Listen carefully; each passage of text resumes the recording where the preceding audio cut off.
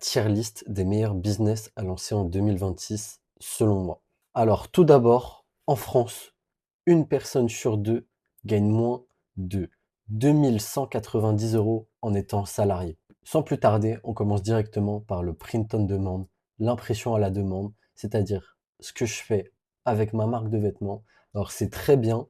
Pour commencer, ça évite les gros investissements, avoir du stock, et cetera. Ça évite de gérer beaucoup de choses. Par contre, il y a énormément de pièges dans le print on demand dont je vous parlerai dans une prochaine vidéo. Maintenant, le dropshipping. Alors le dropshipping, c'est très bien. Honnêtement, c'est moins bien qu'avant parce que c'est quelque chose de connu et dont les gens commencent à se méfier, mais il y a encore énormément et vraiment énormément d'argent à se faire. Honnêtement, je le mettrais devant le print on demand, mais dans A et non dans S. Ensuite, le trading.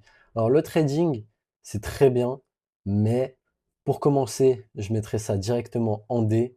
Par contre, bien sûr, en perspective d'évolution, on peut passer en S, mais le trading, c'est pas vraiment un business. Je considère ça plutôt comme un métier. Et pour ça, je le mettrais en D, car c'est beaucoup plus difficile que d'être salarié.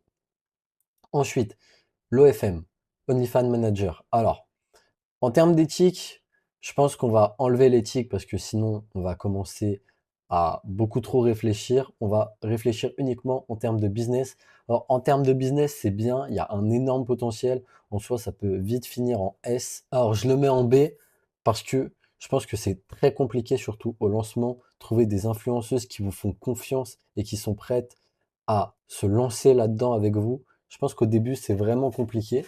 Alors ensuite, justement, on a l'OFM IA pour pallier à ce défaut. Là, vous faites tout vous-même à partir des créations IA. Alors, c'est plus facile au début, mais je pense que ça a moins de potentiel dans le temps. Ensuite, influenceur, franchement, un métier que certains considèrent comme rêve. Alors, il y a une partie de vrai et une partie de faux, parce que faut savoir que c'est très dur, particulièrement au montage, etc. C'est pour ça que moi, je sors pas souvent des vidéos et que j'ai abandonné pas mal de choses sur YouTube, sur TikTok, sur Instagram, à cause du travail que ça demande. Mais globalement, une fois que tu trouves ton cadre et que tu arrives à faire ce que tu fais et que tu t'épanouis, je pense que c'est vraiment quelque chose en S parce qu'au-delà de l'argent, ça t'apporte aussi du bonheur. Ensuite, l'agence de digital marketing.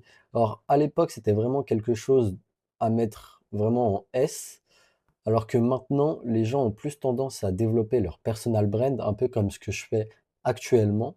Ce qui fait que ça reste toujours intéressant, mais pour des choses plus complexes comme créer des logos, créer des maquettes ou encore des sites internet.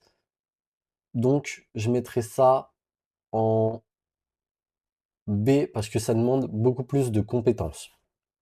Et enfin, l'automatisation, je pense particulièrement à l'IA, donc ça va directement en S. Effectivement, ça demande des compétences, ça demande du temps, mais c'est vraiment quelque chose qui permettra d'être rentable et surtout qui va vraiment se développer à l'avenir. Donc c'est vraiment quelque chose qu'il faudrait lancer maintenant.